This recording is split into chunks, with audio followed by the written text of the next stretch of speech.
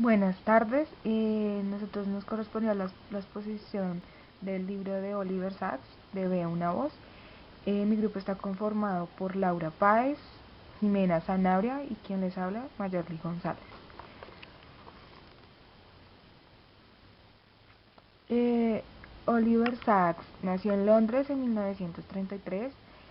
Es un neurólogo escritor británico, muy conocido por sus libros sobre los efectos de los trastornos neurológicos. Se basó en las experiencias reales de los pacientes. Es hijo de médicos y educado en internados de su país. Fue un exitoso estudiante de ciencias. Se graduó de medicina en la Universidad de Oxford. Eh, Escribió muchos libros, entre ellos Ve una voz, que habla de la cultura y la historia y el lenguaje de los sordos en España. Para entrar más a fondo, ya para hablar sobre el libro, Veo una voz nos habla de la situación de los sordos en algunos aspectos, en el mundo y totalmente en la sordera congénita. Se da en las razas y en los países latinoamericanos. Desde el principio de la historia, eh, afecta a una milésima parte de la población, más o menos a unas 40.000 personas en España. Una persona llamada Samuel Johnson eh, comentó una vez que la sordera era una de las calamidades humanas más terribles, eh, pero que en sí la sordera no es una calamidad, decía la gente que lo cuestionaba a él. Una persona sorda puede ser culta y elocuente, puede casarse, puede viajar, puede llevar una vida plena y fructífera, y no considerarse nunca, ni considerarse, ni en un futuro ser considerada como una persona eh, con discapacidad, ni anormal, que en esos tiempos era una persona incapacitada, anormal, tipos de personas que no servían prácticamente para nada, lo comentaba la gente anteriormente. Bueno, la situación de los sordos no era ideal en ningún país, pero algunos, en Suecia por ejemplo, las personas sordas podían al menos eh, servirse de su propio lenguaje de señas libremente, eh, y se les instruye con ellos mismos. Eh, no solo podían formar una comunidad y una cultura propia, sino también tener una elevada participación en la cultura general del entorno. Sentirse, sentirse en a gusto con ella, podían tener amigos oyentes, podían tener amigos sordos y podían disfrutar de una sensación plena en cuanto a la autonomía. Podían ser lo suficientemente autónomos como las personas oyentes. Eh, en el libro se habla de un monje, Benedicto Ponce de León. Eh, Fue el primer monje que inició en España la enseñanza a los sordos. Su método de enseñanza era predominantemente oral, se basaba sobre todo en la lectura de los labios, con algo de letreo dactilar y algunas señas. Eh, uno de los discípulos de Ponce de León era José Miguel Alea, quien visitó a Delepe en sus últimos años y fue quien fundó el primer colegio de señas para sordos en España. El colegio fue llamado Colegio Real de Sordomudos en el año 1805 en Madrid, España.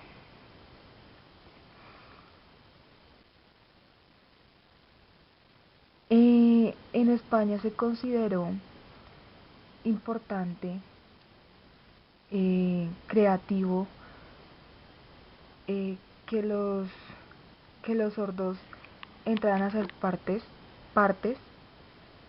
eh, de cursos teatrales, en los cuales se representaban unas variedades de obras de teatro clásicas y locales en lengua de señas española. Esto ayudaba a los sordos a compartir su lengua nativa con con otras personas que no la conocían y aprender más sobre ella.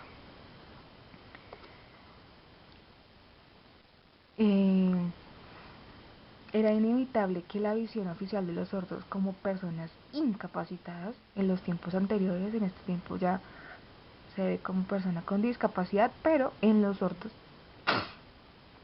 según en los años anteriores, y eso era una discapacidad, eh, se influía de modo negativo una valoración de sí mismos, que les hiciese considerarse ciudadanos de segunda clase. Y los llamaban incapacitados, los llamaban desválidos, sin representación y sin poder incluso tener su propio lenguaje.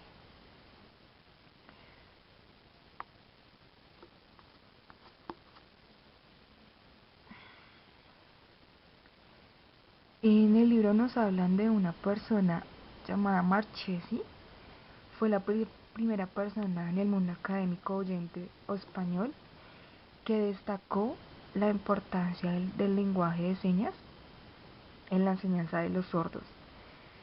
Y,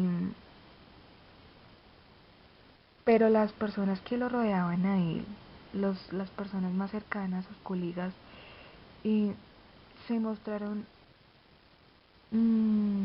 mostraron un cierto rechazo frente a ello.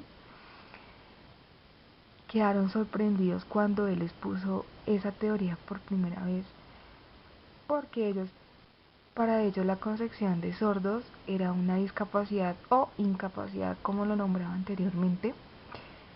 Eh, Ellos eran menos, los sordos eran menos que los demás, que los oyentes, por tanto no podían eh, tener un aprendizaje mediante la lengua de señas.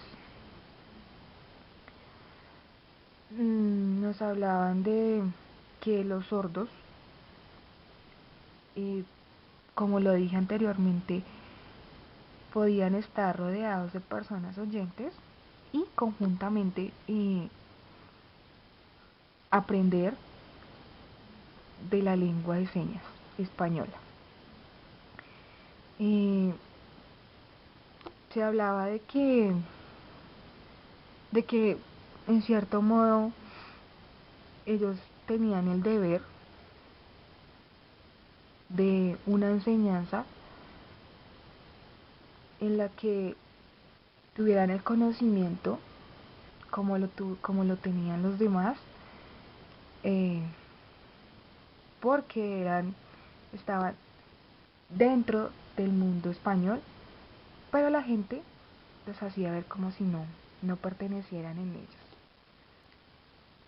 El libro es muy interesante ya que personas que trabajaban en los colegios, profesores que trabajaban en los colegios que no sabían sobre ello, eh, tuvieron que capacitarse y tener una segunda lengua para poder trabajar con los sordos y tener una comunicación mm, en lengua de señas española como debía hacerse. Se hablaba de que no había solamente de que la comunicación no debía solamente tenerla dentro del colegio, dentro del aula, sino fuera del aula, en diferentes contextos. Y Oliver Sacks, en esta presentación del libro, resalta varias veces del papel que el sordo debía ejercer dentro de la comunidad española. Y la vida de los sordos en esa época no era una vida de que eran vistos como personas normales, eh, que podían enseñar su lengua a los demás. No, ellos eran aparte, y para las personas quienes rodeaban a los sordos, para ellos eran unos incapacitados. Me pareció un libro muy interesante, y más adelante veremos eh, la relación que hay entre el lenguaje y el pensamiento de este libro en relación con el autismo. Y espero les guste, les recomiendo mucho este libro, es muy interesante, y gracias. Soy Jimena Sanara y voy a exponer sobre el libro de Veo una voz de Oliver Sacks, enfocándome en el lenguaje y pensamiento, que lo desarrolla más en su segundo capítulo. Entonces, él en la primera parte habla sobre que es evidente que el pensamiento y el lenguaje tienen orígenes biológicos muy diferenciados, ya que se ve y examina el mundo y además se reacciona frente a él mucho antes de que llegue el lenguaje, que hay una gama inmensa de pensamiento mucho antes de que el lenguaje surja. Y pues él pone como un exponente muy importante a Piaget, ya lo hemos visto en las exposiciones anteriores, de que él habla sobre el pensamiento y el lenguaje en los niños y cómo surge. En la segunda parte, él habla sobre que el ser humano no carece de mente, no es mentalmente eficiente porque no disponga del lenguaje, pero se halla muy gravemente limitado en el ámbito de su pensamiento, confinado en realidad a un mundo inmediato. Entonces esto quiere decir que no quiere decir que el lenguaje sea el pilar del pensamiento y que sin el lenguaje no surge el pensamiento, pero sí que se ve gravemente afectado el pensamiento si no hay un lenguaje en el cual él pueda reproducir todas sus experiencias, y que se ve limitado a un mundo muy literal, a algo muy cercano, y no logra abstraer ni puede imaginar otras cosas aparte de estas.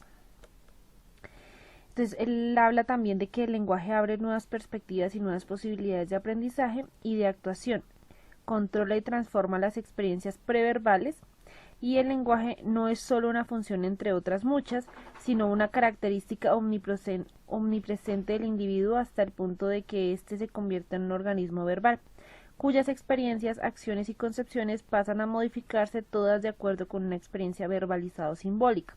Entonces esto nos quiere decir que todas las experiencias que tiene el sujeto, todo lo que vive el sujeto a través de su vida, logra simbolizarla y logra enriquecerla gracias al lenguaje. Bueno, en la tercera parte, él nos habla sobre que el lenguaje transforma la experiencia, lo que yo les había dicho. A través del lenguaje podemos la experiencia se transforma, ¿no? Y podemos iniciar al niño en un campo puramente simbólico de pasado y futuro, de lugares remotos, de relaciones ideales, de acontecimientos hipotéticos, de literatura fantástica, de entidades imaginarias que van desde los hombres lobo hasta los mesones pi. Esto quiere decir que en ese momento del pensamiento, o sea, el lenguaje enriquece el pensamiento hasta el hecho de que puede imaginar cosas que no, o sea, que no hay inmediatas en su contexto, sí, que puede imaginar cosas que son irreales, pero que él logra abstraer eso en su pensamiento. Entonces también habla de que el aprendizaje de la lengua transforma al mismo tiempo al individuo, de tal modo que adquiere capacidad para hacer cosas nuevas solo, o las viejas de una manera nueva, o sea, logra reinventar lo que ya se ha hecho y logra crear nuevas posibilidades. El lenguaje nos permite abordar las cosas con cierta distancia, influir en ellas sin manejarlas físicamente. Entonces esto ya lo explicaría aquí más adelante. Entonces hay como unos pasos. Estos pasos hablan sobre que entonces en primer lugar podemos influir en otras personas y en los objetos a través de las personas. En segundo lugar, podemos manipular símbolos de un modo que no sería posible con las cosas que representan, y llegamos así a versiones de la realidad originales y hasta creadoras. También nos habla de que podemos reordenar verbalmente situaciones que por sí solas no permitirían reordenación. Podemos aislar características que no pueden aislarse en realidad y podemos yuxtaponer objetos y acontecimientos muy separados en el espacio y en el tiempo. Y también podemos, si queremos, darle la vuelta al universo simbólicamente. Es lo que yo les decía. El lenguaje nos permite hacer cosas que en la realidad no podríamos, ¿no? En nuestra cabeza pueden surgir demasiadas ideas, podemos inventarnos cualquier cosa que pues es posible que en la realidad no se pueda cumplir, pero es lo que nos permite esa abstracción que logramos con el lenguaje y que nos favorece nuestro pensamiento. Bueno, entonces esta sería como una pequeña introducción o un resumen sobre todo el tema de lenguaje y pensamiento según Oliver Sacks. Recomiendo que lean el libro Veo una voz, es muy interesante y pues gracias. A continuación, hablaré del libro de la comunicación no verbal, estrategia para interactuar con el adolescente autista. Este libro fue escrito en 1999 por Luz Marina Jaramillo Rocha, Miriam Cecilia Bernal y Clara Inés Torres Colmenares. Es importante aclarar que la publicación de este libro fue hace ya 14 años y deben haber algunas actualizaciones acerca del tema.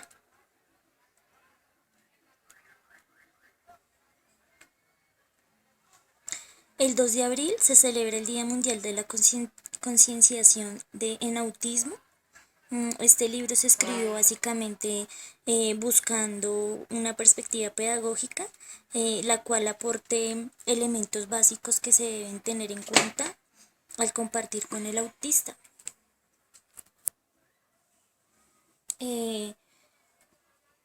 ¿Cómo detectar los comportamientos no verbales en el adolescente autista? En el cuadro anaranjado se presentan algunas sugerencias, las cuales pueden ayudar a que esta comunicación sea más favorable. Entre estas se encuentra que la comunicación varía dependiendo de los códigos que ellos utilizan. Estos códigos más adelante serán expuestos. Por otro lado, el grado de autismo que posee cada adolescente puede influir en la generalización de la comunicación. Recordemos que el autismo tiene varios grados y estos pueden variar dependiendo de su grado de autismo. Por otro lado, nos muestran que la relación que se establezca con el adolescente autista puede ser la pauta para la obtención de resultados positivos. Y al finalizar, el éxito de esta comunicación depende que tanto el profesional que esté interviniendo con ellos sepa muy bien sus códigos. En el recuadro azul presentan algunas sugerencias, entre las cuales se encuentran disposición al observar. La persona o el profesional tiene que estar dispuesto siempre a observar los comportamientos y la comunicación de esta población. También tiene que ser objetivo. También debe compartir opiniones con las personas que conviven con este adolescente. No se debe limitar a observar y a anotar algunos de estos comportamientos. Se debe apoyar al joven. Este apoyo no quiere decir que se le haga todo al joven, sino que en su debido momento, si él lo requiere, darle un apoyo. También se debe hacer una sensibilización al personal que interactúe con esta población. Hay que ser pacientes. Si es posible, se pueden hacer grabaciones de los espacios donde haya interacción con el autista. Y por último, se deben siempre diseñar nuevos ambientes de interacción. Posteriormente, en el libro nos nombran 4 comportamientos no verbales utilizados por el adolescente autista, entre los que se encuentra la conducta táctil, la conducta facial, la conducta visual y la conducta corporal. Para comenzar, hablaremos de la conducta facial. En ella nos hablan de que el adolescente autista manifiesta algunas, como por lo menos cuando ellos cuando ellos sienten felicidad, sonríen mirando rápidamente a la gente. Cuando sienten agrado, ríen y mueven la cabeza en varias direcciones o miran fijamente de forma fugaz. Cuando ellos tienen tristeza, se sienten serios y contraen los músculos del rostro. Y cuando ellos tienen inquietud, fruncen las cejas.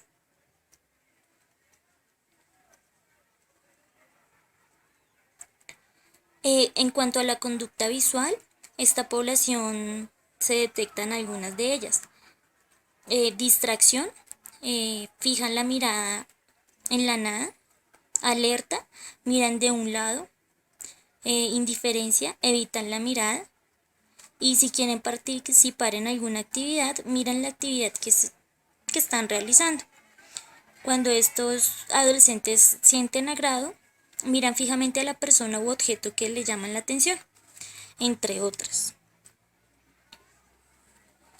En la conducta táctil, la población evidencia cuando estos adolescentes sienten disgusto, toman a la persona del brazo dándole un fuerte apretón.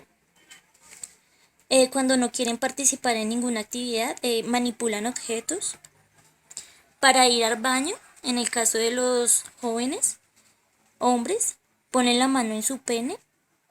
Para saludar o despedirse, extienden la mano y toman a la otra persona. Para pedir ayuda, toman la mano de la otra persona y la dirigen a el objeto que necesitan o requieren. Vamos ahora a hablar de los movimientos corporales. Aquí estos adolescentes manifiestan cuando tienen felicidad, saltan o dan vueltas. Cuando tienen indiferencia, hacen movimientos estereotipados. Cuando sienten ganas de ir al baño, se dirigen a la puerta y se balancean de un lado al otro mientras se tocan su pene en el caso de los hombres. Y cuando tienen pereza, simplemente colocan las manos en la cabeza y se acuestan. Como les dije anteriormente, hablaríamos de algunos códigos que esta población tiene, entre los cuales se encuentran códigos verbales y no verbales. En la parte izquierda encontramos los verbales, donde nos hablan que cuando ellos sienten felicidad gritan con risa estruendosa. Cuando quieren cantar hacen gritos rítmicos. Cuando quieren llamar la atención gritan fuertemente. Y cuando tienen alguna inconformidad por algo que no les agrada, hacen gritos inteligibles y gemidos. En la parte derecha encontramos los no verbales. Estos jóvenes expresan cuando sienten rechazo, ponen el codo. Cuando tienen alerta, sienten motivo de alerta, toman la mano de una persona para que le ayude. Cuando quieren dominar la situación, utilizan la fuerza, el rechazo, voltean el cuerpo, el enojo, aprietan la mano de la persona. Cuando señalan, están dando un mensaje que quieren pedir o necesitan algo. Y cuando hay una aprobación, sonríen a la actividad.